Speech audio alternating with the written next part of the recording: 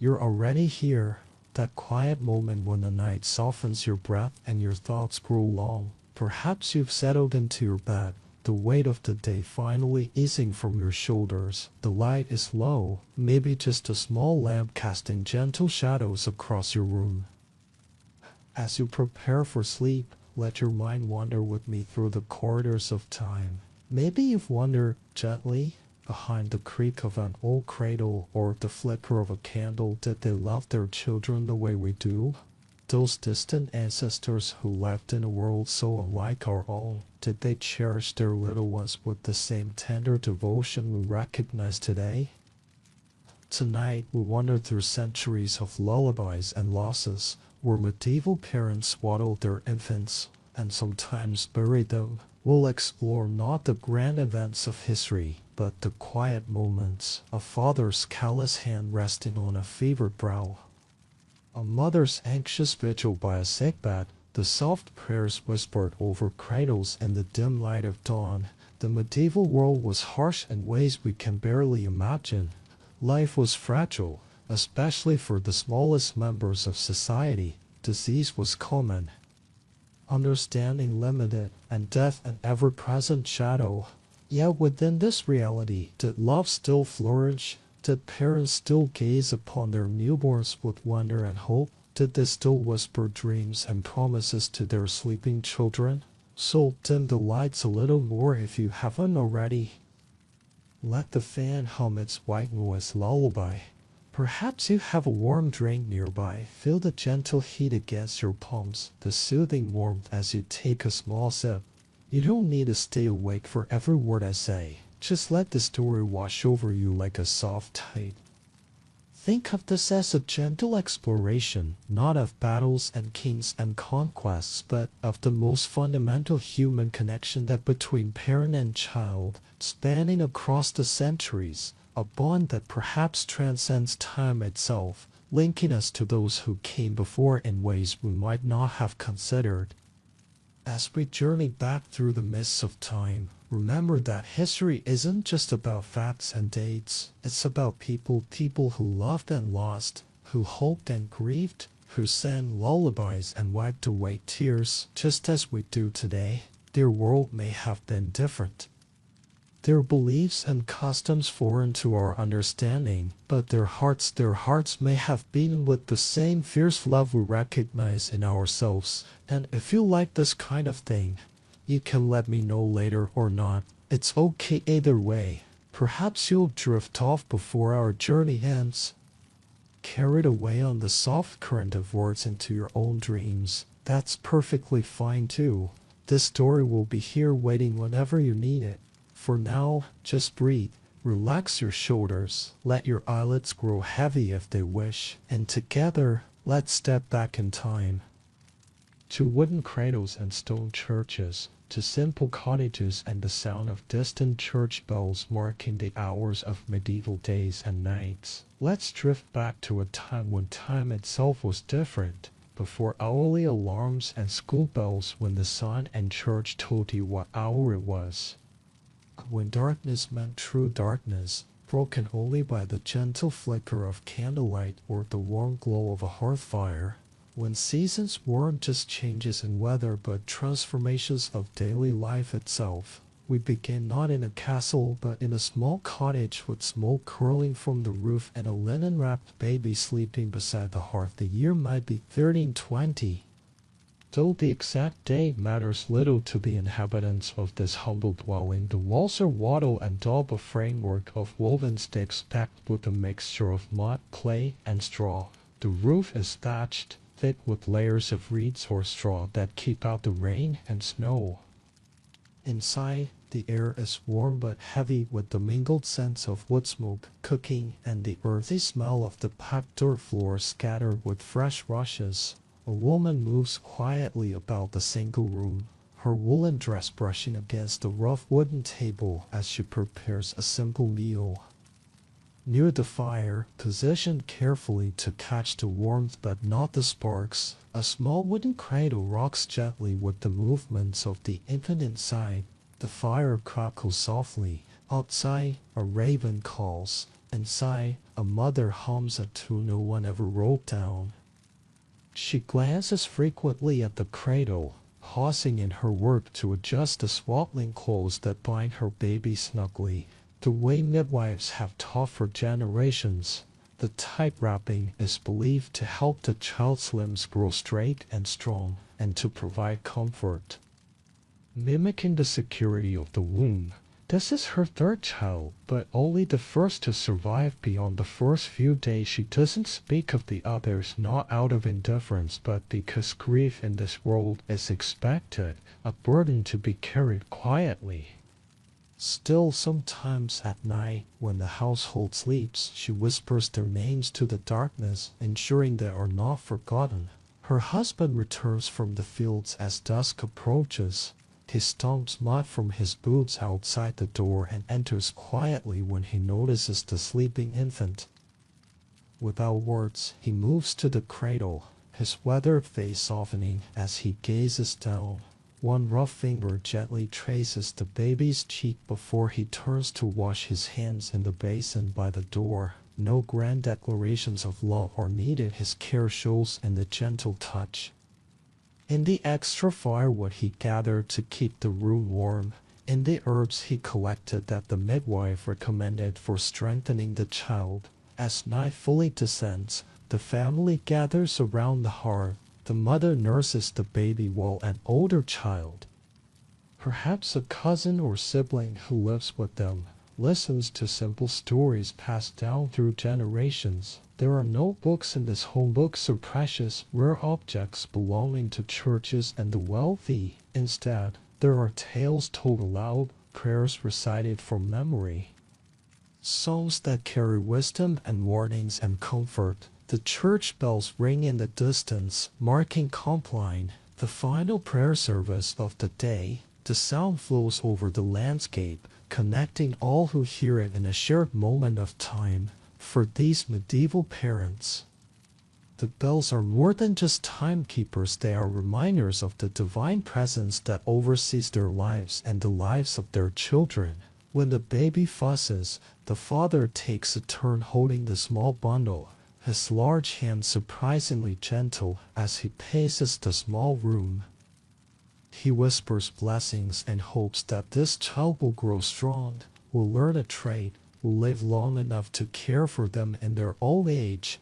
These are not the romantic aspirations we might voice today, but they are deeply loving nonetheless wishes for survival, for prosperity, for a good life in a world where none of these things is guaranteed. At that time, the baby is placed back in the cradle with a small wooden cross tucked into the swaddling clothes, protection against evil spirits that might seek to harm a vulnerable infant. The mother makes the sign of the cross over the sleeping child and whispers a prayer to the Virgin Mary, mother to mother, asking for protection through the dangerous night hours. The parents themselves sleep nearby, on a straw-filled mattress raised slightly off the floor, ready to respond to any cry in the darkness. Sleep is different in this world before electric lights. It often comes in segments rather than one long stretch, with quiet waking periods in the middle of the night considered normal times for reflection, prayer, or gentle conversation.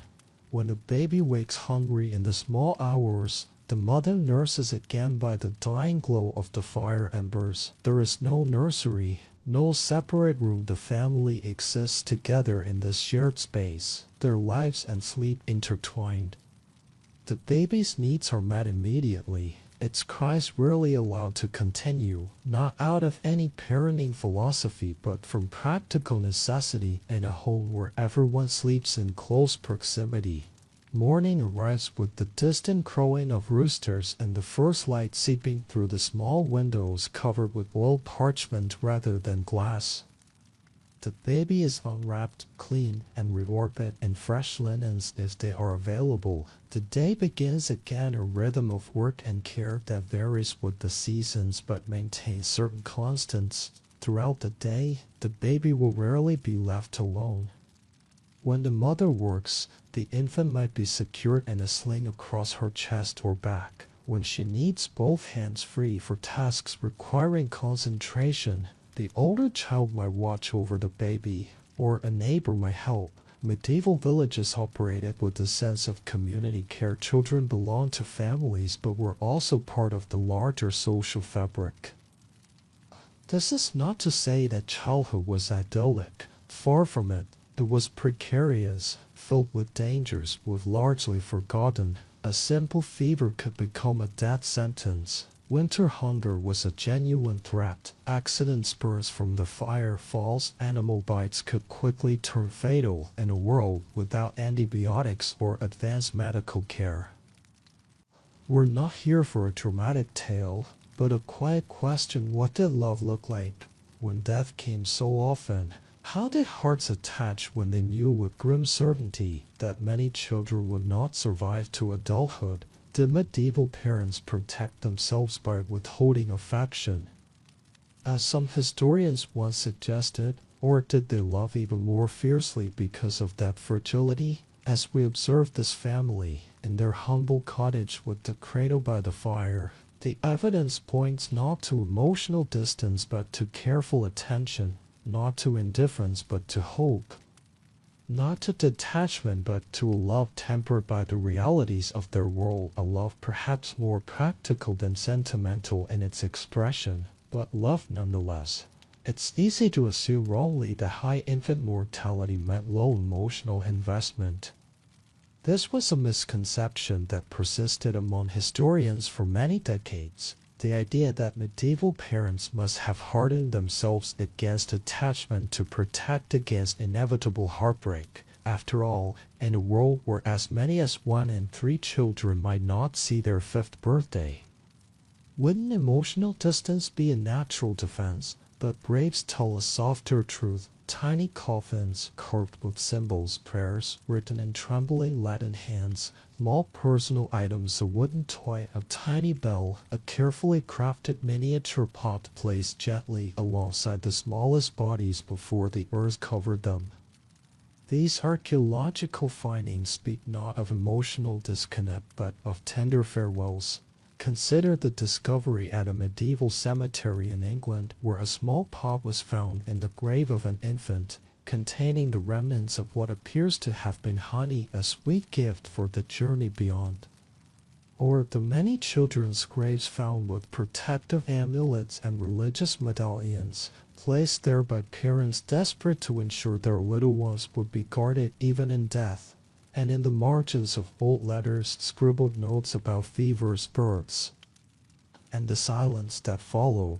A 13th century French nobleman writes to his brother about his great sorrow at the loss of his youngest daughter. A merchant's account book, primarily concerned with business transactions, contains a brief, heartbreaking note: on this day, God took my son Thomas, may he rest with the angels. The very brevity speaks volumes, a grief too large to elaborate upon in what was essentially a business document. Parish records, when they exist, tell similar stories. Baptisms recorded with hope. Deaths noted with phrases like return to God or taken to heaven's nursery. Small crosses marking entries where lives ended almost as soon as they began. Behind each symbol, parents who had hoped and planned and dreamed. The historical record also reveals that medieval people understood the particular vulnerability of children and took steps to protect them. Special prayers and blessings existed specifically for children. Saints were invoked for their protection, Saint Nicholas for boys and Saint Margaret for girls being among the most popular. Mothers wore amulets during pregnancy and placed them in cradles afterward. These were not the actions of people indifferent to their children's survival. Medieval medical texts, limited though they were, devoted considerable attention to childhood illnesses and their treatments. Remedies for common ailments like coughs, fevers, and digestive troubles appear regularly in household manuals. While these treatments would seem primitive or even dangerous by modern standards, applying leeches to feverish children, for instance, they represent sincere efforts to heal and protect. Love does not vanish because loss is common. In fact, it sometimes burns brighter because of it. Think of how we cherish things we know are rare or fleeting: a sunset, a perfect moment, the last days of autumn before winter descends. Medieval parents lived with an acute awareness of life's fragility that we, in our age of antibiotics and neonatal intensive care units, have largely forgotten. Perhaps their love took different forms than what we recognize today. It was less sentimental, certainly, less publicly demonstrative in many cases. It existed within religious and cultural frameworks that viewed children differently than we do now. Children were seen not as innocent beings to be protected from the world, but as small adults in training who needed guidance to overcome their natural sinful tendencies. Yet within this worldview, there was still profound attachment. Consider the medieval concept of the 7 ages of man, which recognized distinct stages of development from infancy through old age. Each stage had its own characteristics, needs, and vulnerabilities. Parents and caregivers were expected to understand these stages and respond appropriately, feeding infants suitable foods, teaching young children basic skills, guiding older children toward their adult roles. This framework shows a nuanced understanding of childhood development that belies the notion of medieval indifference. Court records occasionally provide glimpses of parental devotion. Cases of parents going to extraordinary lengths to secure inheritances for their children, of mothers defending daughters against abusive situations, of fathers seeking justice for harm done to their sons. Legal documents show parents carefully arranging apprenticeships for their children, seeking to secure their futures through education or training. And what if the common practice of sending children away from home at young ages to serve in other households, to learn trades, to enter religious life? Doesn't this suggest attachment? Not necessarily. In a world of limited resources and opportunities, placing a child in another household could be an act of love, securing them better prospects, education, or simply enough food to eat. Letters between parents and children separated in this way often reveal ongoing concern and affection. The practice of wet nursing, where infants were sent to be nursed by women other than their mothers, has sometimes been cited as evidence of maternal detachment. Yet closer examination reveals this was primarily a practice among the wealthy, often necessitated by the demands placed on noblemen to produce many heirs quickly. Even then, many mothers specified detailed requirements for their children's care, visited regularly, and maintained oversight of their welfare. Religious texts of the period offer another window into attitudes toward children, while emphasizing discipline and moral guidance. These texts also speak of children as gifts from God, as souls entrusted to parental care. The 12th century theologian Hugh of St. Victor ruled that parents should nourish their children with love, suggesting that emotional nurturing, not just physical care, was considered important. Perhaps most telling are the literary references to children. In The Pearl, a 14th century Middle English poem, a father mourns the loss of his daughter, his precious pearl, with profound grief. In the marginalia of manuscripts, those small illustrations and notes added by scribes in the borders, we occasionally find depictions of family life that reveal tenderness: a mother teaching a child to walk, a father showing a son how to use tools. Even the harsh realities of medieval childhood, early work responsibilities, physical discipline, exposure to adult realities of death and suffering, do not necessarily indicate a lack of attachment. They reflect instead a different understanding of what children needed to survive in their world.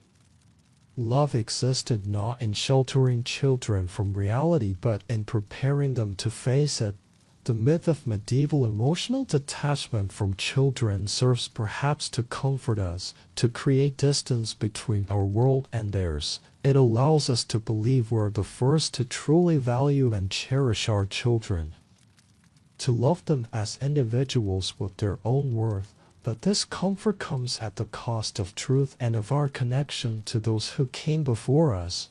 Our ancestors were not so different from us in their capacity for love, even if they expressed it within different cultural frameworks and harsh realities. They knew what we sometimes forget, that loving deeply means accepting vulnerability, embracing the risk of loss for the joy of connection. There were few words for mourning children. Most people couldn't read, and fewer still could write poems. The elaborate rituals of mourning we associate with later periods, the Victorian black crape and mourning jewelry. The formal condolence letters and public expressions of grief did not exist in the same way for medieval people.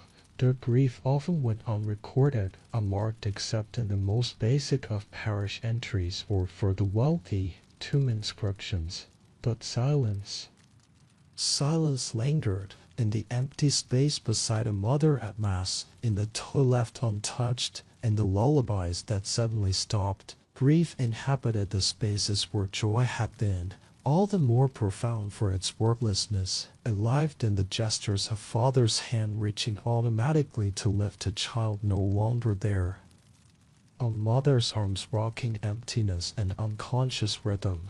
Medieval grief existed largely without the vocabulary we now take for granted. There was no concept of the stages of grief, no therapists to validate feelings, no support groups for bereaved parents. There were instead customs, religious rituals, and community practices that gave structure to mourning without necessarily giving it voice. Consider the practice of the month's minor mass held 1 month after a death to pray for the deceased soul, or the annual remembrances on the anniversary of a death. These rituals provided moments of sanctioned remembrance, opportunities to acknowledge continuing grief within the framework of religious observance. They offer what psychology could not, a sense that the dead were not truly gone, that prayers could still reach them, that bonds remained unbroken across the divide between worlds. For the death of a child, these practices took on particular poignancy. Small offerings might be made at the church, candles lit, prayers commissioned, small donations given in the child's name. These acts served both spiritual and emotional purposes, providing parents with tangible ways to continue caring for their children even after death separated them. In some regions, traditions developed specifically around the deaths of infants and young children. In parts of medieval England, the passing bell, the church bell rung to announce a death, would be rung differently for a child than for an adult, using a higher tone bell or a distinctive pattern of rings. This practice acknowledged the special nature of a child's death while alerting the community to offer support to the bereaved family. They didn't have therapy, but they had ritual, and they had prayer whispered, desperate, often in the dark. The medieval mind understood that some burdens needed to be surrendered to a higher power when they became too heavy to bear alone. Parents might make pilgrimages to shrines associated with children or with healing, carrying their grief across miles as a form of devotion and processing. The physical spaces of grief were different too. While we might visit a cemetery with well-marked graves, medieval children were often buried in less defined areas, sometimes in churchyards but without permanent markers, sometimes near the family home. Memory, rather than monuments, preserved their resting places. This wasn't neglect but practicality. Stone markers were expensive, and many families moved frequently following work opportunities. For those who could afford it, commemoration took other forms. Wealthy families might commission a small effigy or include children on family tombs. In churches across Europe, you can still find these touching memorials, small figures carved in stone, often with hands folded in prayer. forever children in the sanctuary's quiet shadows. For the vast majority without such resources, remembrance was kept alive through storytelling and the passing down of the child's belongings to subsequent children.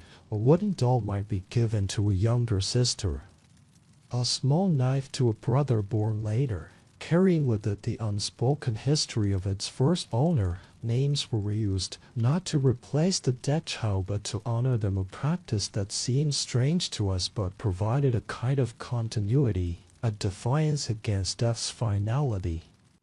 The emotional experience of grief itself was understood differently. Without our modern psychological framework, medieval people interpreted their feelings through religious and humoral lenses. Excessive grief might be seen as a spiritual failing, a lack of faith in God's plan or in the eventual resurrection.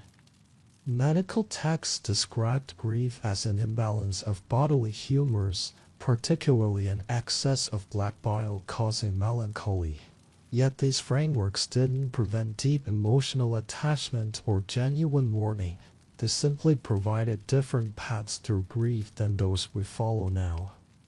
Where we might seek closure, they sought meaning.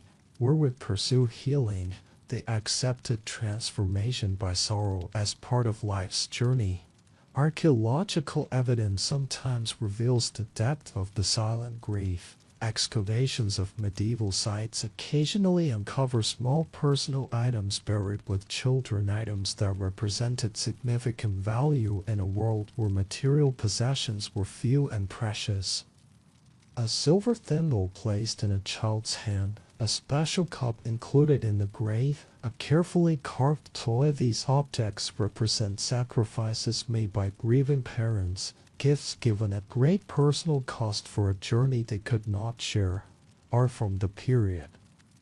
Though not abundant, sometimes captures these moments of loss. Illuminated manuscripts might show scenes of the Holy Family that include subtle references to child mortality, the Christ child wrapped in swaddling clothes reminiscent of burial shrouds, the sorrowful knowledge in Mary's eyes foreshadowing her future grief.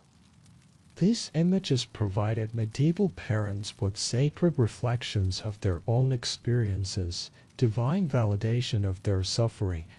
Miracle stories from the period frequently center around children healed from fatal illnesses, children revived after apparent death, children protected from harm by saintly intervention. These narratives serve multiple purposes, reinforcing faith while also acknowledging the special anguish of child loss and offering hope in the most desperate circumstances.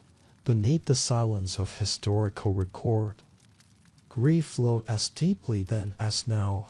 Parents wept, though they might have done so privately, away from judgmental eyes. They questioned, though their questions were directed at God rather than fate or random chance. They remembered, though their memories weren't preserved in photographs or videos but in the quiet treasuring of moments held close in heart and mind. Perhaps there is something to learn from the silent grief of our ancestors and our age of public mourning and therapeutic intervention. Have we forgotten the power of wordless remembrance? Have we lost something in our insistence on processing grief? In our expectation that mourning should follow predictable patterns toward resolution, medieval parents carried their grief differently than we carry ours. They integrated it into lives already accustomed to hardship, already framed by faith in things unseen.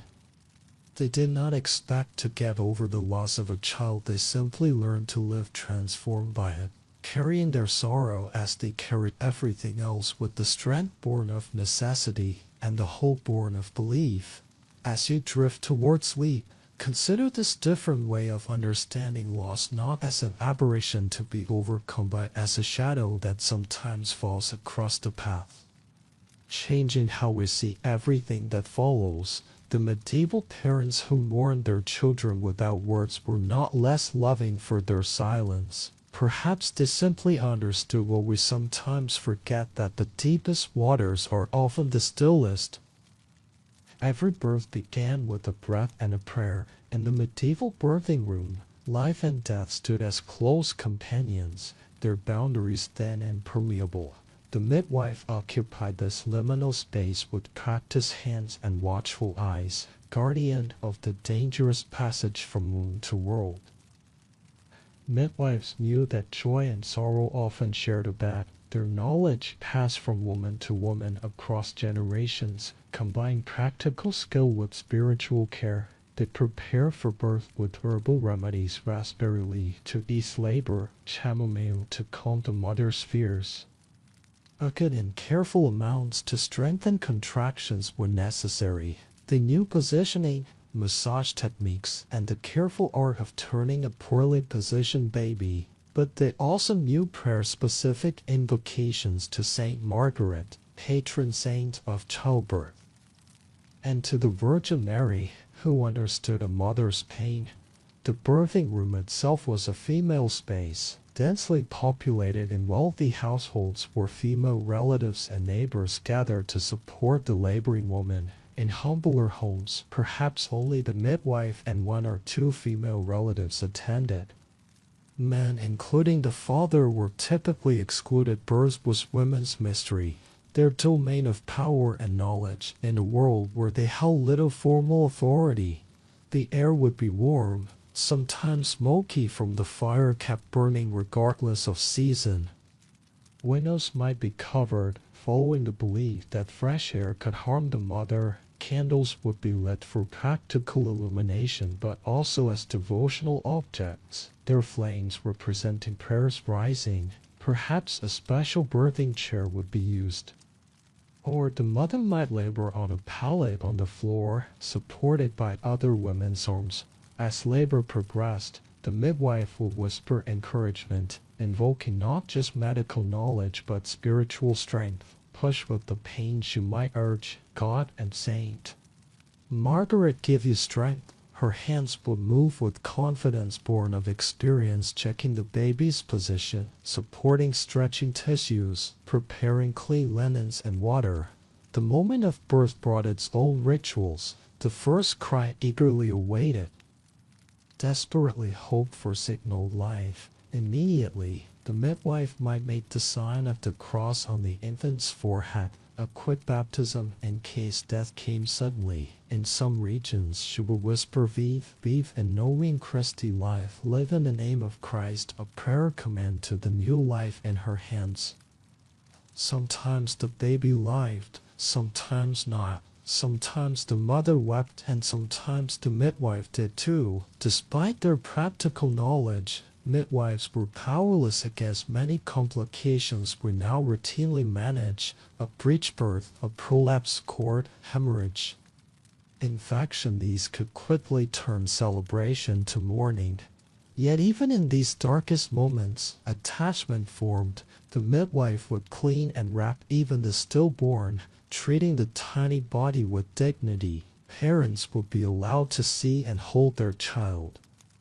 Brief though the meeting might be, names would be given, prayers said, grief acknowledged, even as practical arrangements for burial began. For living infants, the midwife's care continued beyond birth. She would guide the first feeding, help position the baby at the breast, teach the mother, especially first-time mothers, how to swaddle correctly. She might prepare special herbal baths for both mother and child, protective charms to hang over the cradle, tonics to help the mother's milk come in abundantly. On these crucial first days, midwives watched for danger signs with vigilance born of having seen too many new lives suddenly extinguished. They monitored for jaundice, feeding difficulties, fever, and the dreaded infant grimace that might indicate seizures. Their expertise, while limited by modern standards, represented the accumulated wisdom of centuries of careful observation. They understood, too, the emotional landscape of new motherhood. Postpartum melancholy, what we might now call postpartum depression, was recognized, if not fully understood. It might be attributed to imbalance humors or spiritual influences. But remedies were offered nonetheless: specific foods to restore balance, prayers for emotional healing, practical support from the community of women. Still, they wrapped the babies, held them, baptized them even when they would not live past morning. In those tender rituals, attachment spoke without needing to prove itself. The careful washing of a tiny body, the gentle wrapping in the best available cloth, the blessing with water and words, these actions acknowledge the humanity and worth of even the briefest lives. Archaeological evidence supports this picture of care. Infant burials from the medieval period often show signs of careful preparation, small bodies positioned as if sleeping, sometimes with tiny crosses of twigs or other simple grave goods placed alongside them. Even in death, the smallest community members received attention that speaks of attachment and value.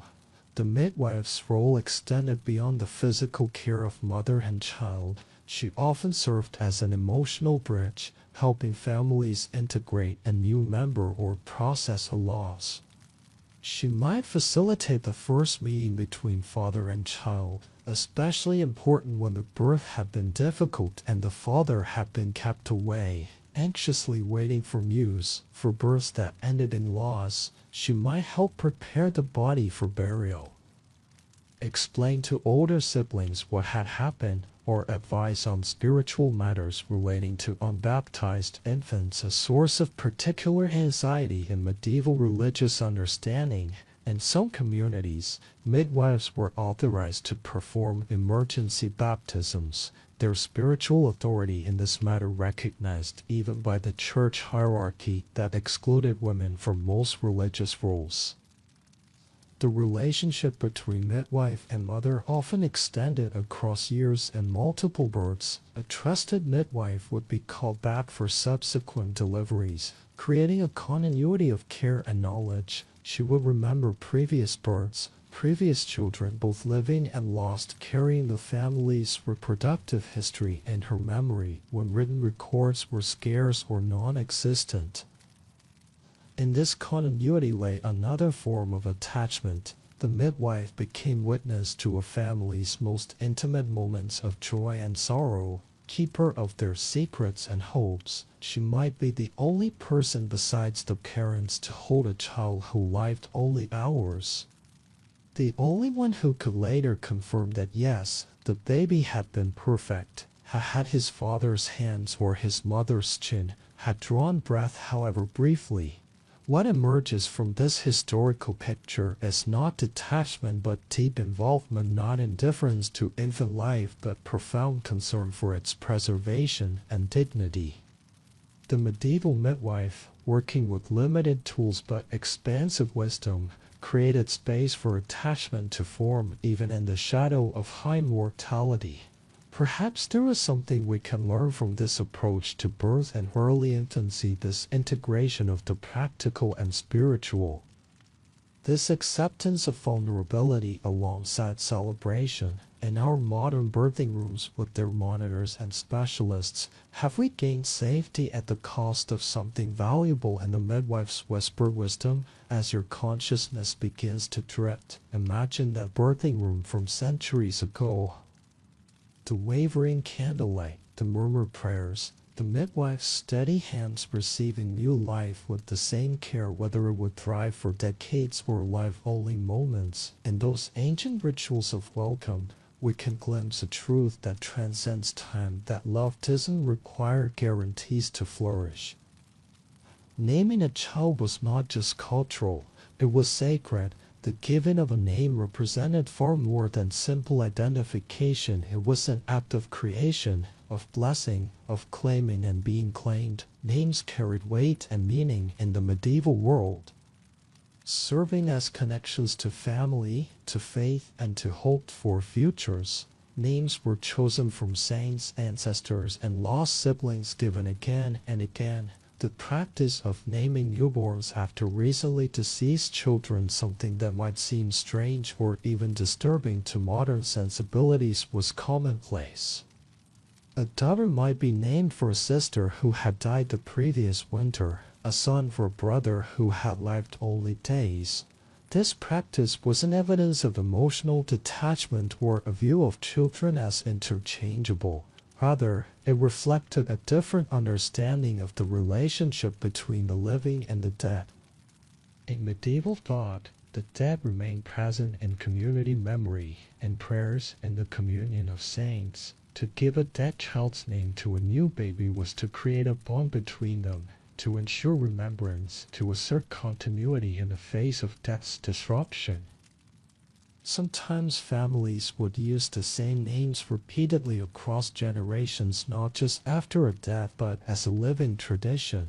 This created a sense of identity that transcended individual lives, binding the family together across time. A boy named John, son of John, grandson of John, carried with him a heritage and belonging with each utterance of his name. Saints' names were particularly popular, especially after the Church began encouraging their use around the 12th century. These names provided celestial patrons for vulnerable children, spiritual protectors who might intercede on their behalf. A boy named Nicholas gained the protection of a saint known for his care of children. A girl named Catherine might benefit from her namesake's courage and wisdom. The timing of naming held significance too. While practices varied by region and era, many children were named at baptism rather than at birth, a recognition that survival was uncertain in those first crucial days. The baptismal name marked not just spiritual rebirth but a cautious acknowledgement that this child might remain among the living. Local records occasionally revealed touching details about naming practices. In some communities, children born on saints' feast days would often receive that saint's name, creating an immediate spiritual connection. Children born on Christmas might be named Christina or Christopher. Those born at Easter might become Pascal or Pascaline. These temporal namings linked the child's personal beginning with sacred time. For the nobility, names carried additional weight as markers of political alliances and dynastic aspirations. A son might be named after a powerful ally or respected ancestor. The choice announced with formal ceremony and recorded in chronicles. Daughters might receive names that echoed cradlely virtues or created connections to prosperous families. Each naming was a calculation as well as a blessing. For common people, whose lives left few written records, we glimpse naming practices through parish registries, tax rolls, and occasional legal documents. These fragments reveal patterns to clustering of certain names in particular regions. The influence of local saints, the persistence of older naming traditions alongside newer church-approved practices. Sometimes a child would carry the name of a brother who died last winter, not because they were replacing them, but remembering them. This continuity served multiple purposes. It kept the first child's memory alive within the family. It maintained family naming traditions that might connect to inheritances or identities. It created a sense that something of the lost child lived on. The psychological impact of such naming practices must have been complex. How did it feel to grow up bearing the name of a sibling you never knew? Perhaps it created a sense of responsibility, of carrying forward not just a name but unfulfilled hopes. Perhaps it normalized grief and loss, integrating them into family identity rather than treating them as aberrations. To name is to hope, even in sorrow. Each name given represented a defiance of statistics, an assertion that this child might be the one to survive when others have not. Names were aspirational too. A son named Leo might be hoped to show courage. A daughter named Sophia expected to develop wisdom. Names could shape destiny, medieval people believed, not just reflected. The moment of naming often involved ritual beyond the formal baptismal ceremony. Family traditions might include special blessings, the lighting of candles, the giving of small tokens that connected the child to their namesake. A child named for a grandfather might receive a small object that had belonged to him. A child named for a saint might be given a medallion bearing their image. For the poorest families, a name might be the only inheritance they could offer a child. They couldn't provide land or gold or education, but they could give identity, connection, meaning. A carefully chosen name was a gift that cost nothing yet carried immense value. Names also served practical purposes in communities where illiteracy was common. A child named after the local saint might easily be remembered by everyone in the village. Common naming patterns such as all brothers in a family sharing the same first letter helped identify siblings even when formal surnames were inconsistent or non-existent. Medieval records occasionally reveal touching evidence of parents' attachment to the naming process. Court documents mention disputes over baptismal names, with parents sometimes clashing with priests who wished to substitute more appropriate saints' names for traditional family ones. These conflicts, minor though they might seem, reveal how deeply parents invested in this first gift to their children. The speaking of a name held power. When a midwife whispered a name to a struggling newborn, it was both identification and invocation, a calling of that specific soul to remain in the world. When parents used a child's name in lullabies, they wove that identity into melody, creating bonds through sound and rhythm. When a priest pronounced the name during baptism, it became official in both earthly and heavenly registries. In the giving of names, medieval parents revealed their deepest values and hopes. They showed that each child, regardless of survival chances, deserved unique identification. They demonstrated belief in continuity across generations and between the worlds of the living and the dead. They expressed faith that speaking a word could somehow shape a life. As you drift closer to sleep, consider your own name, how it connects you to those who came before, how it carries meanings you may never fully know, like those medieval children. You were once new to the world, unnamed until someone chose for you, speaking hope into sound. Medieval theology painted a heavy backdrop. Babies were born stained, said the doctrine, and baptism was urgent. From the moment of birth, medieval children entered a world framed by complex religious understandings of human nature, sin, and salvation. These theological concepts profoundly shaped how parents viewed and cared for their children. The doctrine of original sin, the belief that all humans are born carrying the inherited stain of Adam and Eve's disobedience, cast its shadow across every cradle. Unlike modern sensibilities that often view babies as innocent or even morally perfect, medieval Christianity taught that infants entered the world already marked by sin, already in need of spiritual cleansing. This belief created a particular urgency around baptism. An unbaptized child who died would, according to prevailing theological understanding, be denied heaven. Later medieval thought developed the concept of limbo, neither heaven nor hell, but an eternal state of natural happiness without the divine presence as the destination for such souls. But this offered cold comfort to parents facing the death of an unbaptized infant. Yet even in this and the fear of limbo, there was a kind of desperate love, a race against death. Stories abound of newborns rushed to church within hours of birth despite winter weather or parental exhaustion, of midwives authorized to perform emergency baptisms when death seemed imminent, of parents waking priests in the middle of the night, begging for the sacrament that would secure their child's eternal safety.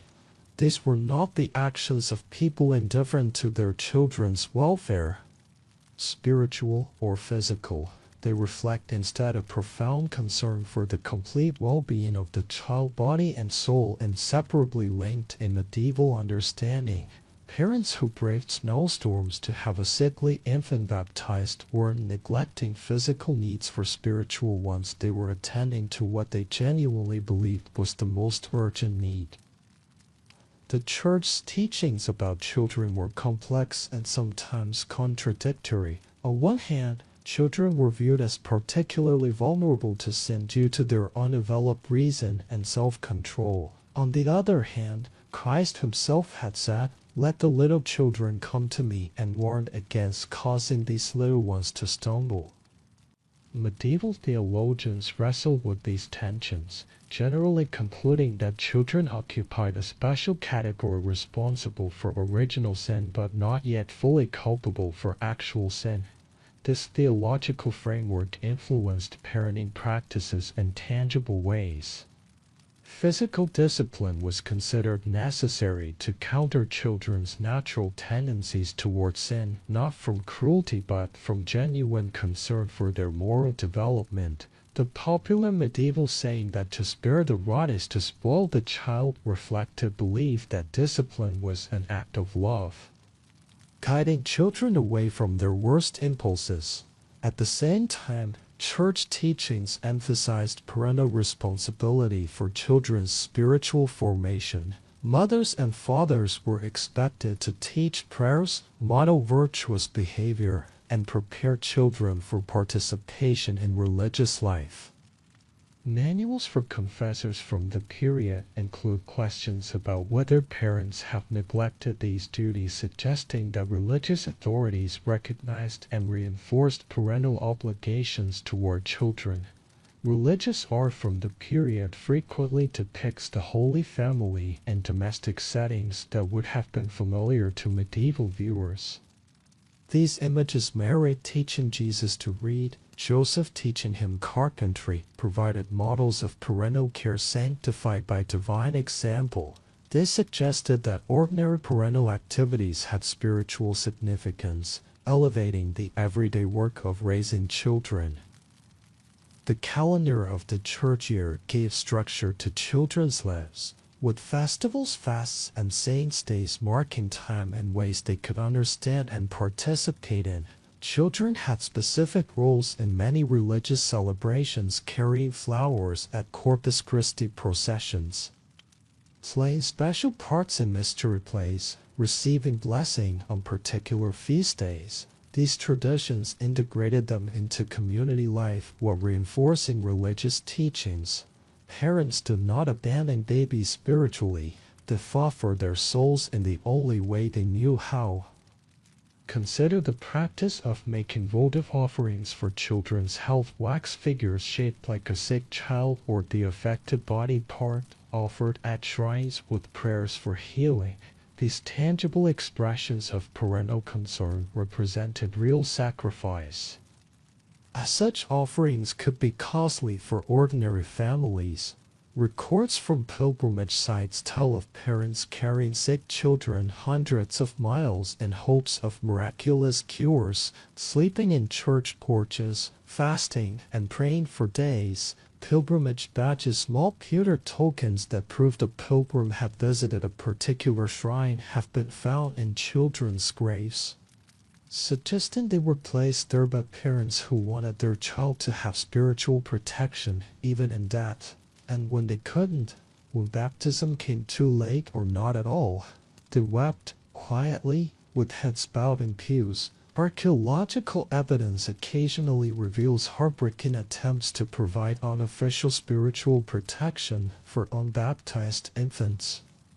Burials at the boundaries of consecrated ground, tiny crosses made of twigs placed in hands, makeshift baptisms performed by desperate parents all speak to deep concern for children's spiritual welfare. The church itself recognized the special anguish of parents who lost unbaptized children.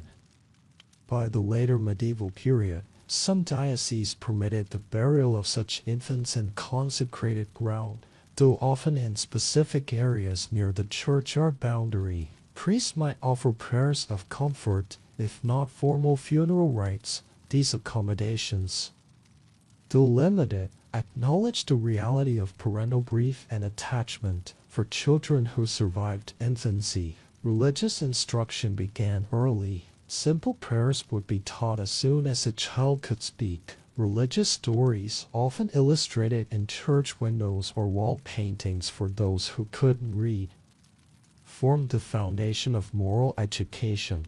By around age 7, considered the age of reason, children were expected to begin participating more fully in religious life, including confession. This age threshold had practical importance beyond religious participation. 7 was typically when children might begin more formal education if their families could afford it, when they might be sent to serve in another household, when their labor might become more valuable. The Church's recognition of this developmental stage helped structure medieval childhood in ways that acknowledged children's growing capabilities. Medieval religious writings sometimes reveal surprising tenderness toward children. The 13th century Bishop Jacques de Vevey wrote that Christ became a little child for the sake of little children, a theological statement that dignified childhood itself. Julian of Norwich, the 14th century mystic, described God's love using explicitly maternal imagery, comparing divine care to a mother's tender attention to her children. Religious communities also played important roles in child welfare. Monasteries and convents sometimes took in orphan or abandoned children, raising them either as future religious or preparing them for secular lives. Hospital orders care for sick children, particularly during epidemics. These institutional forms of care, while different from modern child welfare systems, represented communal recognition of responsibility toward vulnerable children.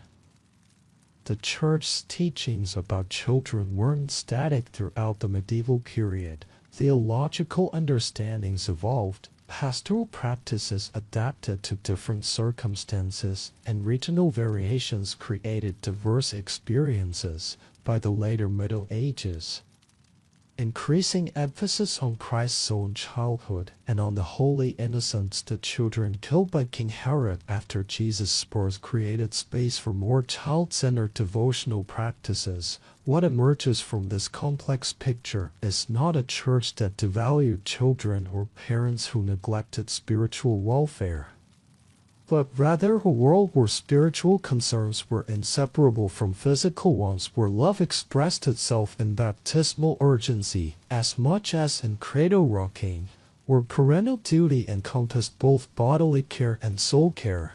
As your mind continues to relax, drifting toward sleep, consider how these medieval parents navigated the challenging terrain between theological doctrine and personal attachment. How they baptized hastily while also swaddling carefully. How they disciplined according to religious precepts while also comforting with individual tenderness. How they existed, as we all do, within the cultural and spiritual frameworks of their time while still experiencing the timeless emotions of parental love. Simple toys, carved wooden animals, knucklebones, tiny bells. Evidence of medieval children's play survives in archaeological digs, museum collections, manuscript illustrations, and literary mentions. These humble objects tell a powerful story about how children were valued even in a world of scarcity and struggle. Not many survive, but some do, left in graves or dropped near churchyards, lost between floorboards or discarded in middens when broken beyond repair. Each recovered toy provides a small window into medieval childhood, not the idealized or theolized version from formal writings, but the lived experience of actual children and the adults who care for them. Consider the wooden toys found in waterlogged archaeological sites where conditions preserved materials that would otherwise have decomposed. Simple horses with manes and tails carefully carved despite the simplicity of the overall form. Miniature sword size for small hands. Dolls with jointed arms, their painted faces worn away by handling. These weren't mass-produced items but individual creations, most likely made by parents or local craftspeople specifically for children. The very existence of these toys challenges narratives about medieval indifference to childhood. In a world where every resource was precious, where labor was constant and materials scarce, time and effort were still devoted to creating objects whose only purpose was children's play and delight. This wasn't economically rational, it was emotionally motivated. Ceramic miniatures, tiny jots, plates, and animals appear regularly in archaeological contexts. Sometimes these were purpose-made toys, and sometimes they were pottery seconds repurposed as playthings. Either way, they represent adults acknowledging children's desire to mimic grown-up activities or engage imaginatively with the world around them. Games left material traces too. Boards scratched into cloister benches or tavern tables show that Nine Men's Morris, a strategic game similar to tic-tac-toe but more complex, was popular across age groups. Dice and game pieces made from bone, wood, or stone appear in contexts suggesting they were used by both adults and children. These gaming implements suggest shared recreational time moments when parents or older siblings might have taught game rules, celebrated victories, or consoled defeats. Literary evidence supplements the archaeological record. The 13th century poem The Land of Cocken mentions children's games, including hot cockles, a guessing game involving gentle hitting and blind man's buff. Medieval sermons occasionally complain about children playing too loudly during church services, indicating that play was expected and normal behavior, even if sometimes inconvenient. Illustrations in manuscripts sometimes show children at play spinning tops, rolling hoops, riding hop hewers, or playing with pets. These images often appear in the margins of religious texts, suggesting that children's play was considered ordinary and unremarkable. Part of the everyday world the artists observed around them. They weren't just distractions, they were gifts, proof that someone somewhere thought joy mattered. Some toys show evidence of careful repair, broken parts mended, damaged surfaces moved, new paint applied.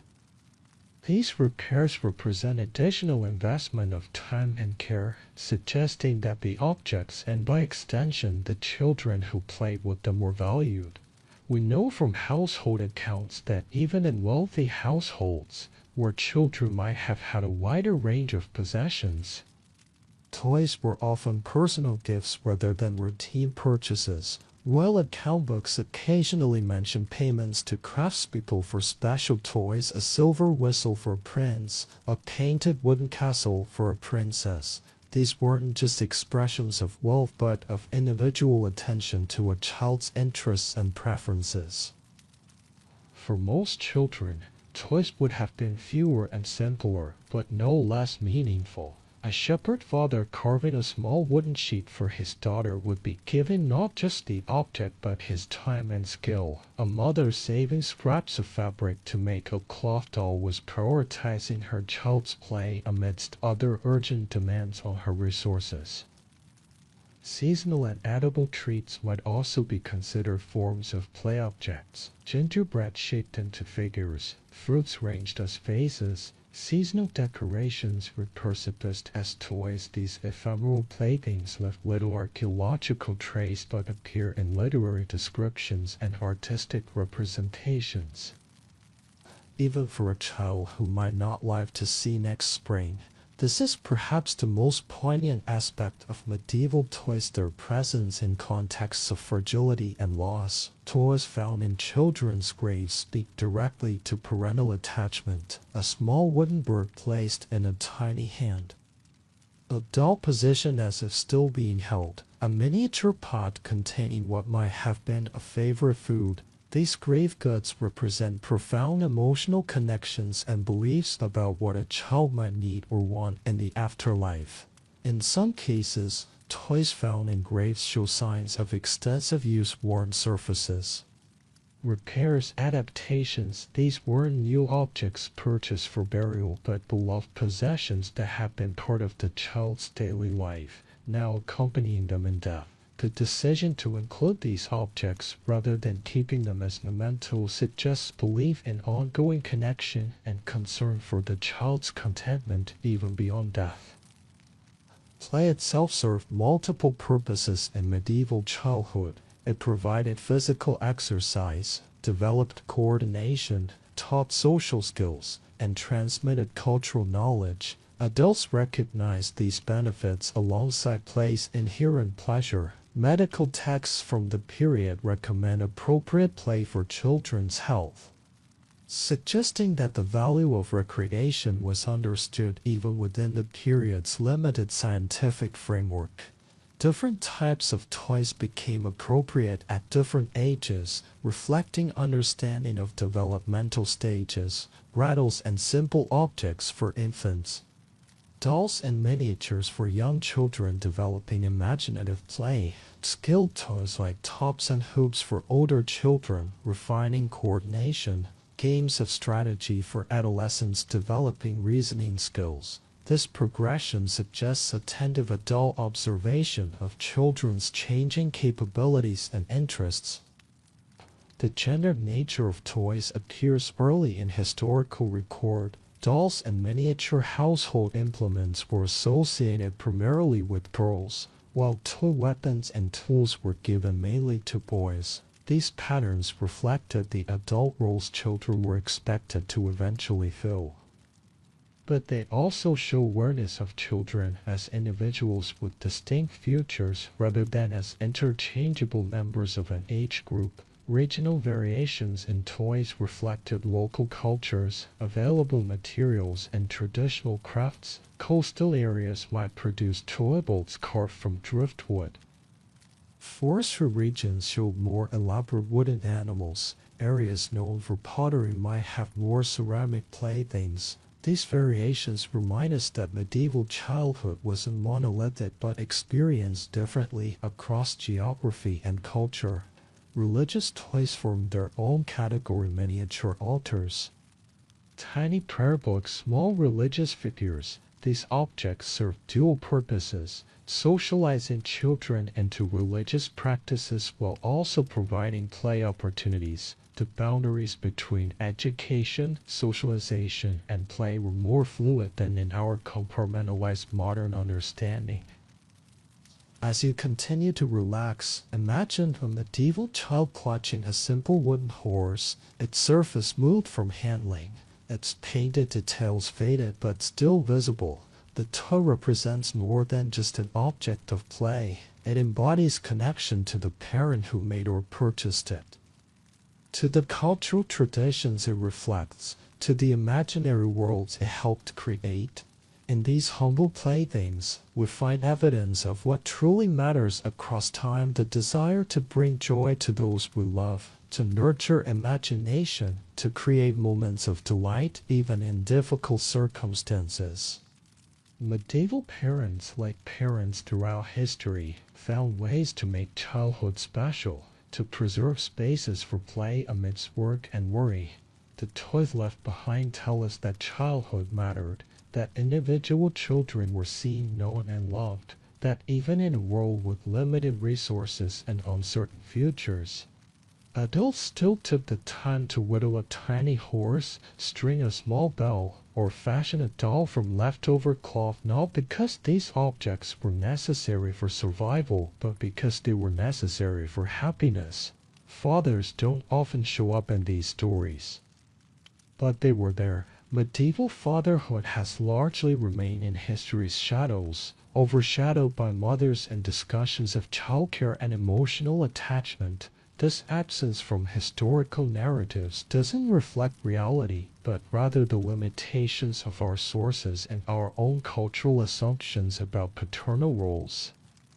Sometimes grieving quietly, sometimes carving crosses for the braves. Medieval masculinity didn't provide much space for public emotional expression, particularly around children. Men were expected to maintain composure, to embody strength and authority. But absence of recorded emotion doesn't equal absence of feeling. Court records occasionally reveal fathers fighting fiercely for their children's interests, pursuing inheritance claims, seeking justice for harms done, establishing apprenticeships or marriages that would secure their futures.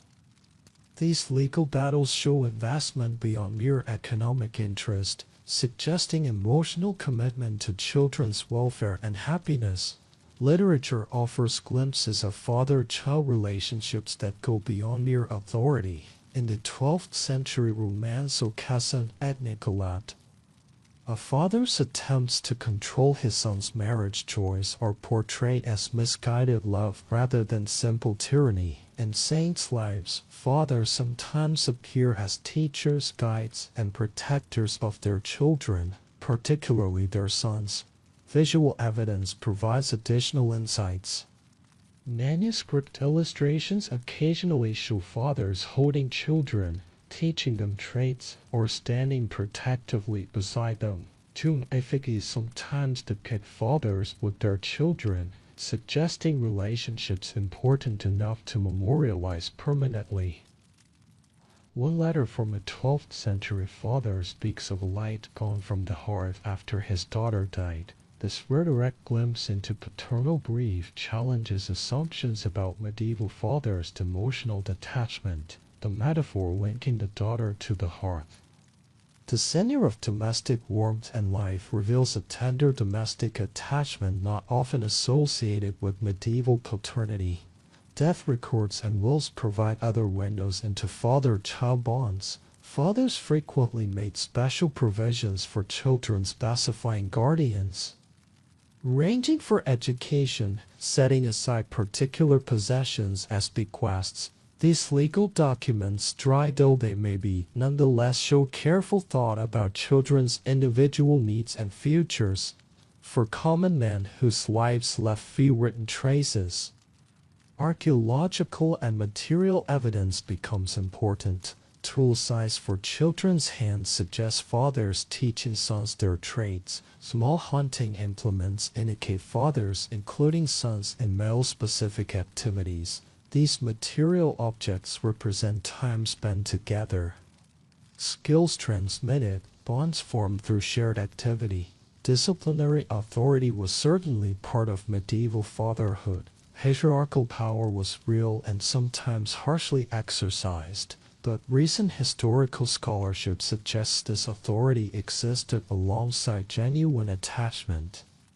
Discipline itself was understood as a form of care, preparing children for survival in a difficult world, guiding them toward heaven, shaping them into people who could thrive. Fathers played different roles at different stages of childhood. They might have minimal involvement with infants, who remained primarily in female spaces, but as children grew, particularly boys approaching 7 years old, fathers took more active roles in education, training, and socialization. This progressive involvement suggests adaptive parenting responding to children's changing needs. Royal and noble fathers have left more evidence of their parenting through letters, chronicles, and financial records. King Henry of England, for instance, was recorded as having a special enclosed garden built where his children could play safely, a gesture of both care and understanding of children's need for freedom and activity. Absence could also define medieval fatherhood. Men who worked as merchants, soldiers, craftsmen, or laborers might be away from home for extended periods, yet many made efforts to maintain connection, sending small gifts, writing letters, or having them written. Ranging for children's care in their absence, these efforts suggest relationships valued despite separation.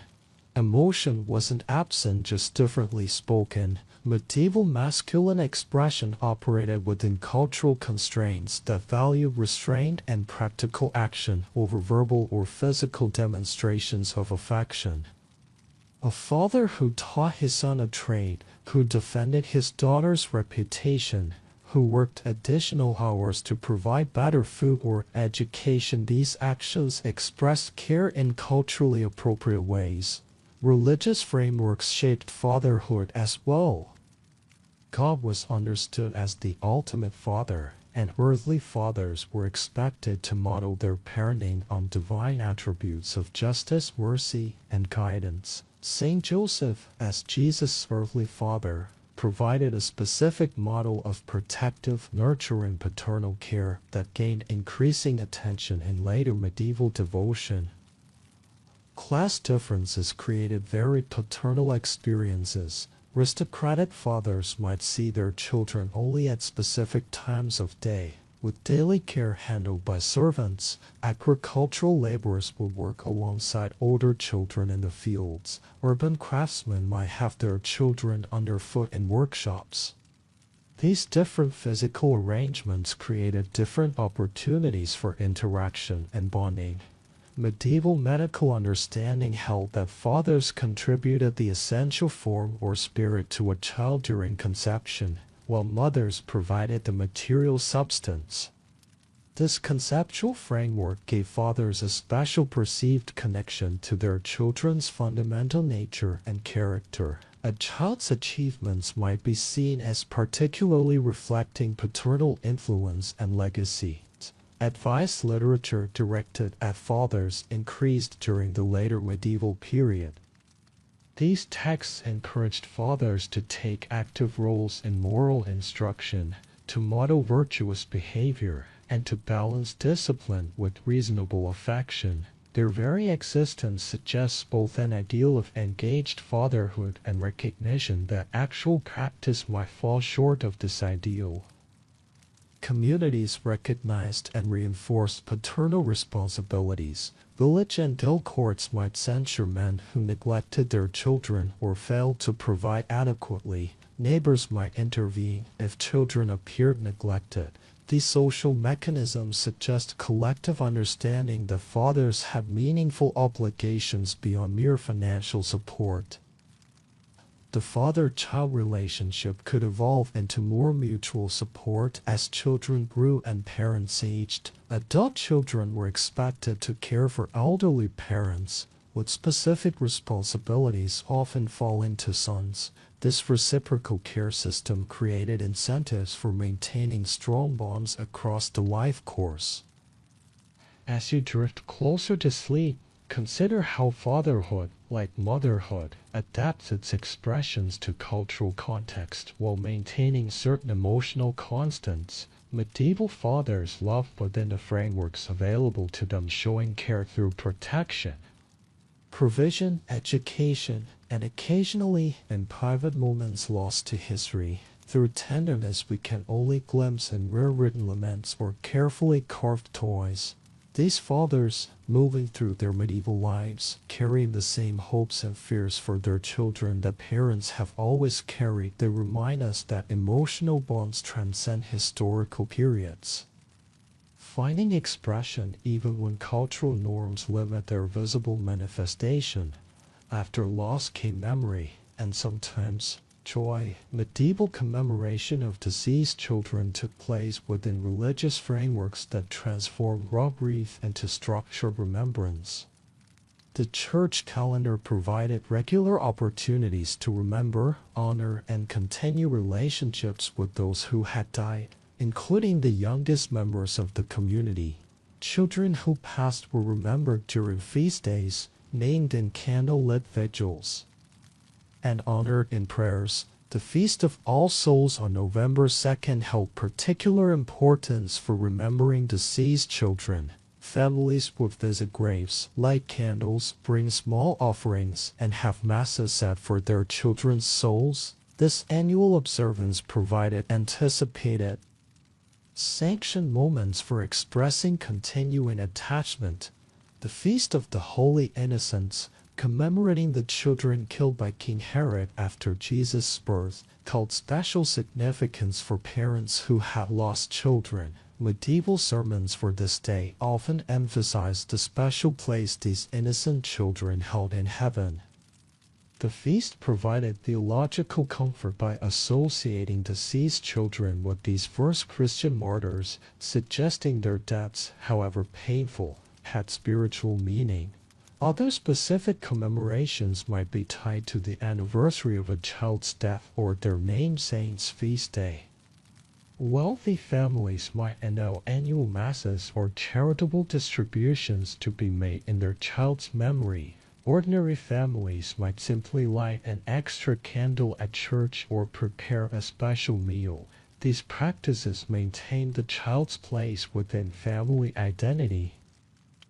Regional traditions developed around remembering children. In some areas, small processions of children would visit graves on certain feast days, singing hymns and leaving flowers. In others, parents might distribute bread or sweets to living children in memory of those who had died. These community practices acknowledged both personal loss and shared human experience. Grief never vanished, but it softened, reshaped, became part of the family's rhythm. Medieval people understood mourning not as a process with an endpoint, but as a transformation of relationship. The dead remained part of the community, separated but still connected through prayer, memory, and ritual observance. Religious doctrine supported this continuing connection. The concept of purgatory, where souls were purified before entering heaven, meant that prayers from the living could actively help deceased loved ones. This created purposeful ongoing bonds. Parents could still parent their dead children by praying for them, having masses said for them, performing good works in their names. Visual reminders of deceased children sometimes found places in churches or homes. Wealthy families might include children on memorial brasses or family tombs. More commonly, humble markers in churchyards or simple memorials like carved wooden crosses would serve as focal points for remembrance. Even without permanent markers, communities remember where children were buried. Maintaining these places as significant locations, personal mementos were less common than in later periods, given material constraints, but some evidence suggests parents kept small remembrances, perhaps a lock of hair, a piece of clothing, or a toy. These objects served as tangible connections to children otherwise commemorated primarily through ritual and prayer. The feast day gatherings that punctuated the medieval year provided structure for remembrance. When a community gathered for St. John's Day or Michaelmas or Christmas, absent members were naturally recalled. Children who had died were mentioned in prayers. Included in toasts, remembered in stories, their absence became presence of a different kind. For children who had lived long enough to participate in previous feasts, these celebrations carried particular poignancy. The empty place at table, the dancing circle missing a pair of small hands, the carol missing a voice, these absences were felt keenly. Yet communal celebration provided support for grieving families, surrounding them with life and continuity. In remembering they loved again, memory itself became a form of ongoing relationship. The stories told about a child, their funny habits, their favorite games, their first words kept something of their essence alive within the community. Medieval people, more comfortable with death as a constant presence, found ways to integrate loss into living. The church offered clear teachings about children's place in the afterlife. Baptized children who died were believed to go directly to heaven, their souls untainted by personal sin. This doctrine provided profound comfort, creating certainty about beloved children's eternal welfare. Parents could imagine their children in paradise, waiting for eventual reunion. Visions and dreams sometimes reinforced these comforting beliefs.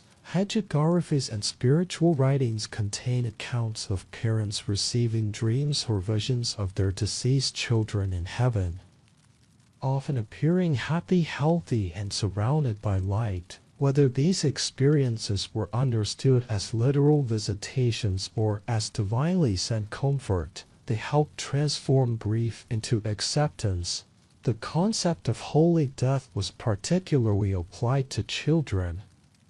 Their suffering before death might be interpreted as purgation, their innocence making them especially beloved by God. This framework gave meaning to otherwise senseless suffering and loss, suggesting that deceased children held special spiritual status. Folk beliefs sometimes supplemented official religious teaching, particularly around children who die unbaptized. In some regions, traditions emerged about liminal spaces where such children might exist not in hell but in some borderland waiting for final judgment. These beliefs reflect parents' unwillingness to accept eternal separation or punishment for children who had no opportunity for baptism.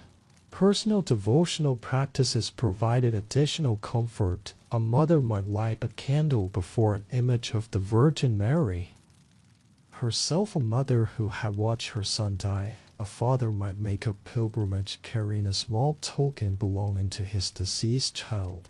These individual expressions of remembrance existed alongside more formal commemorations. Communities recognized the special nature of child loss through customary practices. Funeral bells might be rung differently for children.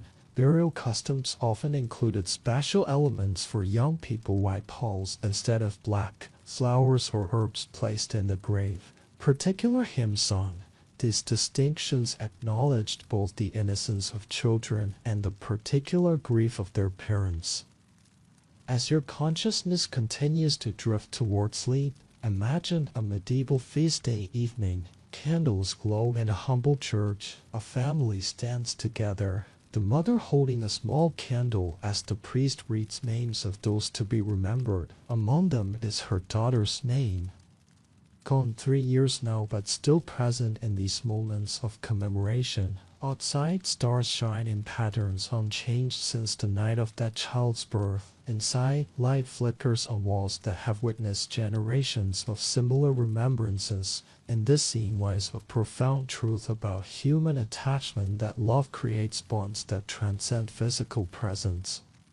That memory itself is a form of relationship, that communities help carry the weight of individual grief through shared ritual and acknowledgement. Medieval parents, like parents throughout time, found ways to continue loving children they could no longer hold. And a stone-wall cloister from the 14th century, where the light fell in narrow slants across parchment, there lived a nun whose quill scratched softly in the candlelight. Her name was Sister Margareta of Adelhausen, though some records simply call her the scribe of St. Catherine's. History has left us fragments, not certainties, but her words remain clear across the centuries. What survives are her letters and devotional writings, penned in careful Latin, where between prayers and spiritual reflections lay something more tender, memories of the siblings she had lost as children. Long before she took her vows, these writings, preserved in the library of her Dominican convent near the Rhine, offers a rare glimpse into medieval grief and attachment that survives beyond childhood, beyond death itself. I remember my brother Thomas, she wrote to another sister at a distant abbey in the winter of 1328. How his laughter would echo in our father's hall before the fever took him. He was but 4 winters when God called him home. Now I dream of him sometimes, still laughing, running through fields I have never seen awake. The ink has faded on these pages, but the sentiment remains clear across nearly 7 centuries. In another letter, dated to the feast of Saint Agnes, she recalls holding her infant sister Johanna, just days old, so small she fit within my 2 hands, like a sparrow fallen from its nest. The child lived only a fortnight, but Margareta's memory of her remained vivid enough to describe the perfect smallness of her fingernails, like tiny pearls set at the ends of her fingers. What makes these letters remarkable is not just their survival, though that itself is a minor miracle of preservation through fire, war, and reformation, but their emotional honesty. Here was a woman who had chosen a life without children of her own. Yeah, who carried the memory of lost little ones with such clarity that decades later she could still describe the softness of their cheeks, the way their tiny fingers curled around her own. God holds them now, she concluded in one letter, her script growing tight and controlled as if containing something that might spill over. And I hold their memory. In this way, they are never truly gone from this world. The saints tell us that in heaven there is no sorrow, but I cannot help but think that even in paradise, my little Thomas remembers the games we played by the hearth in winter. Sister Margaretta's letters reveal another side of medieval childhood as well, the experience of surviving siblings. Born the eldest of 8 children, she watched 5 of her siblings die before they reached adulthood, yet rather than becoming hardened to loss, each one seems to have left a distinct impression on her heart. She wrote of her sister Agnes, who lived to the age of 9 before succumbing to what may have been consumption. She had a way with birds that seemed almost blessed by Saint Francis himself. Even the wild finches would come to her outstretched hand if she sat quietly enough beneath the linden tree. I have often wondered if the angels recognized this gentleness in her and came more willingly when it was her time. In another passage, she describes teaching her younger brother Martin to form his letters, his small hand in mine. Guiding the chalk across the slate, he would bite his lip in concentration, and I would have to remind him to breathe. He mastered his name before the pox took him at 7 years. Sometimes when I copy manuscripts, I feel the ghost of his hand beneath mine, and my writing grows momentarily childish. Sister Margaretta wrote of hearing children's voices sometimes in the cloister garden, where young oblates children given to the church played between their studies. How the sound would bring her both joy and a quiet ache for those she had lost. It is a strange thing to feel happiness and sorrow pour through one's heart at the same moment, like wine and water mixing in the communion chalice. In her private devotional, found tucked between the pages of a psalter after her death, she had written prayers for each of her lost siblings, naming them one by one in a litany of remembrance that she must have recited countless times. For Thomas, who loved to climb trees, Lord have mercy. For Johanna, who never saw the spring flowers, Christ have mercy. For Agnes, gentle friend of birds, Lord have mercy. For Martin, with his careful letters, Christ have mercy. For Peter, who reached only his 3rd day, Lord have mercy. The convent records show that Sister Margaretta lived a long life by medieval standards, dying in her 61st year after 43 years in religious life.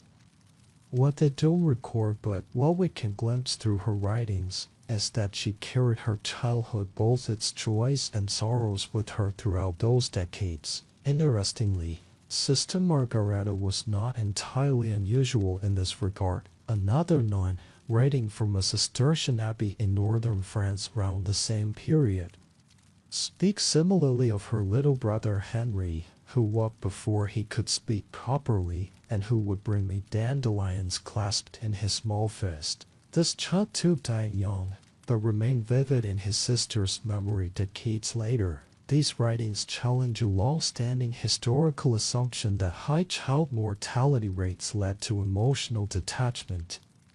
The medieval church encouraged a certain emotional restraint, seeing excessive grief as a lack of faith in God's providence and the promise of resurrection.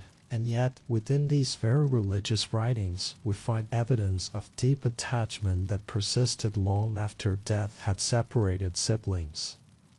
In some ways, Sister Margaretta's religious vocation may have given her greater freedom to express and preserve these emotional bonds, while secular women were expected to move forward, to bear more children and focus on the living. The contemplative life allowed space for remembrance.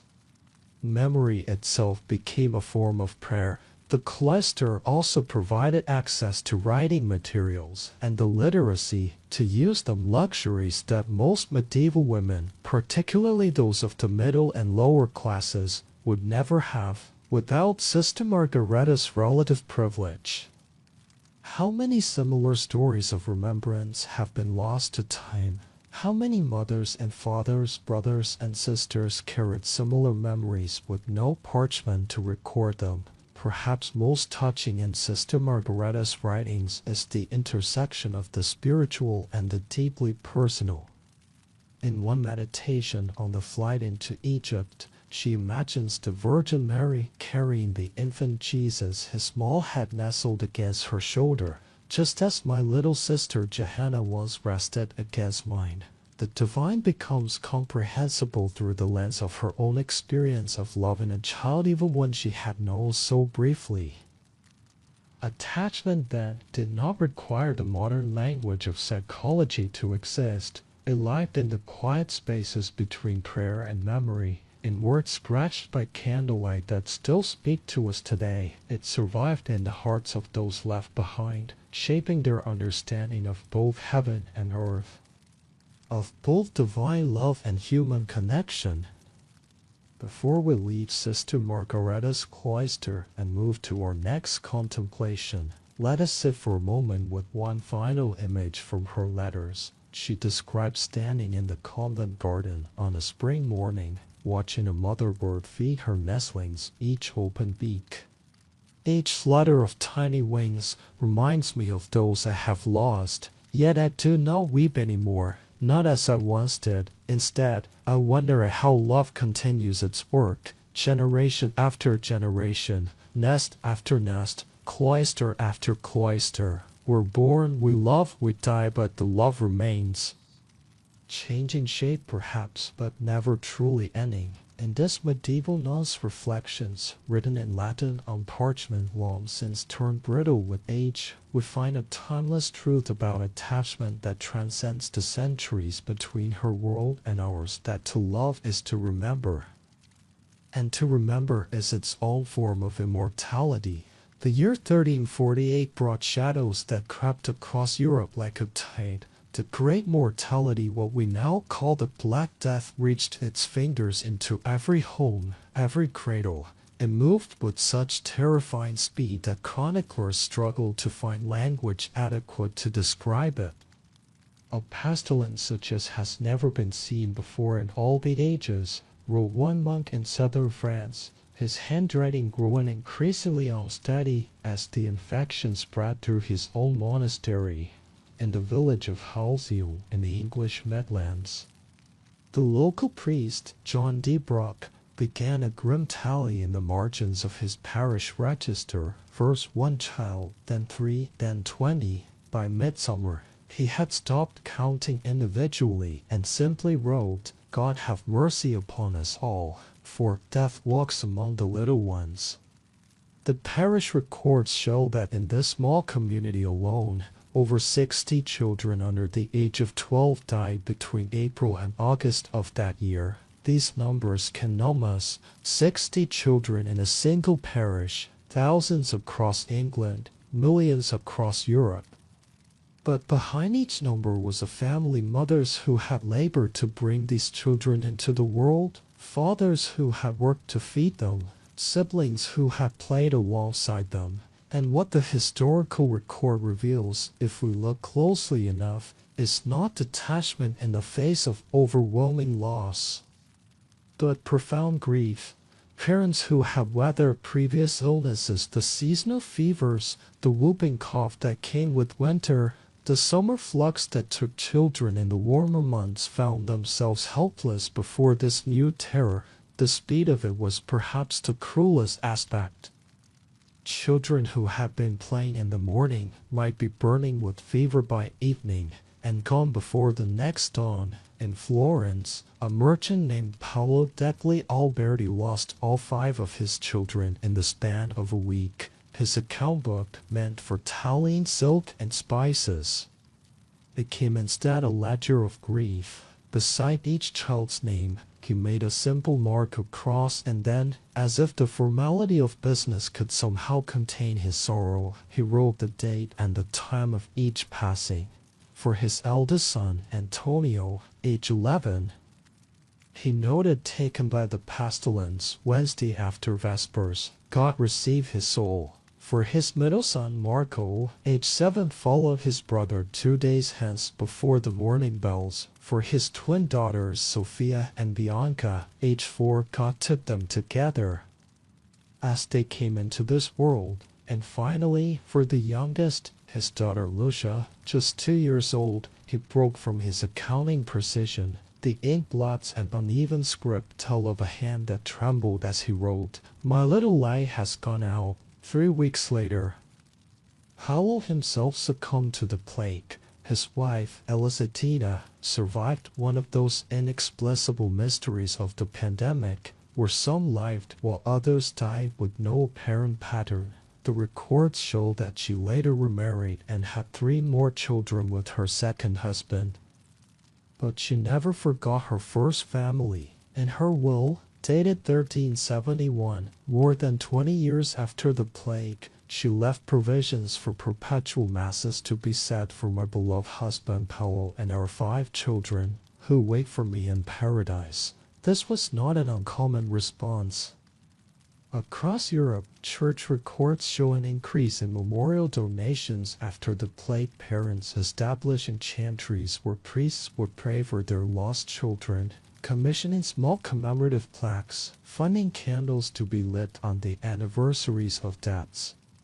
These were not merely religious obligations but expressions of continuing bonds with those who had died. In the northern Italian town of Treviso, archaeological excavations of plague pits, the mass graves necessitated by the crisis, reveal small treasures buried with children, wooden dolls, tiny devotional medals, locks of hair tied with ribbon. Someone took the time, even in the midst of horror, to ensure these little ones did not journey into the afterlife empty-handed.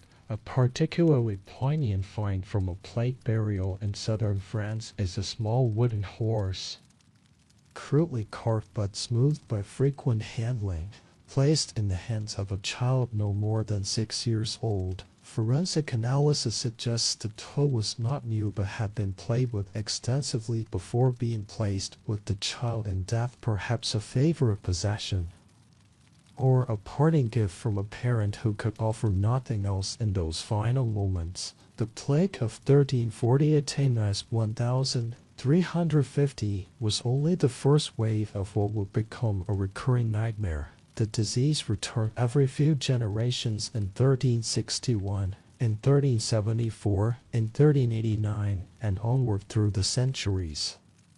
Each time, it seemed to target different age groups. The 1361 outbreak was particularly devastating to children and young adults who had not been alive during the first wave and thus had no acquired immunity. A chronicler in York wrote of the second outbreak: "It took those who were young and strong, those who had been spared in the first visitation, mothers who had lost children in the first pestilence now lost those born afterward, a double grief that no woman should bear, yet bear it they did, as evidenced by the continuation of families, communities, and civilization itself. And when the plague receded, as it always did before returning, families began again.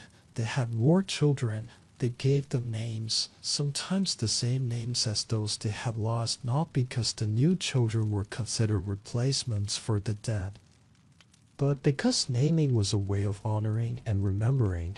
They sang lullabies and carved toys and watched anxiously when winter coughs began. In the Essex village of Waltham Holy Cross, parish records from the late 14th century show a family that named 3 consecutive sons John, after each previous John had died in childhood. The modern mind might find this macabre or confusing, but medieval naming practices were complex, tied to family traditions, saints' days, and the desire to maintain continuity. The name was a gift, a blessing. A connection to those who have gone before, not a denial of each child's unique identity. This was not emotional detachment, it was the opposite, the determination to love again, knowing full well the risk. To open one's heart after it had been broken was perhaps the greatest testament to the depth of medieval parental attachment. In a sermon preached in the aftermath of the 1374 outbreak, a Dominican friar acknowledged this courage. There are those who say it would be better never to love than to feel such loss. But I say to you, to love despite knowing that death may come is the truest form of courage. Our Lord himself loved us knowing the cross awaited him. So too must we love our children, even in these dark times. The material record supports this view, even in periods immediately following outbreaks of plague, when economic conditions were at their worst. Archaeological evidence shows that parents continue to provide for their children's needs beyond mere survival. Children's toys, specialized clothing, and evidence of medical care all appear consistently in the record, suggesting that medieval parents invested emotionally in their offspring, even when the statistical odds of survival were grim. A particularly moving artifact from this period is a child-sized crutch found in a late 14th century dwelling in London. Carefully crafted to fit a child of around 8 years, it shows signs of long use and multiple repairs. Some parent or caregiver had invested considerable resources and effort to help a disabled child navigate the world, not the action of someone emotionally distanced from their offspring's welfare. As we drift through these stories of loss and resilience, let us remember that the question is not whether medieval parents loved their children. The evidence clearly suggests they did, but rather how they managed to continue loving, to continue parenting. In circumstances where loss was so common, perhaps it was precisely because death was an ever-present possibility that life, in all its brief beauty, was cherished so deeply.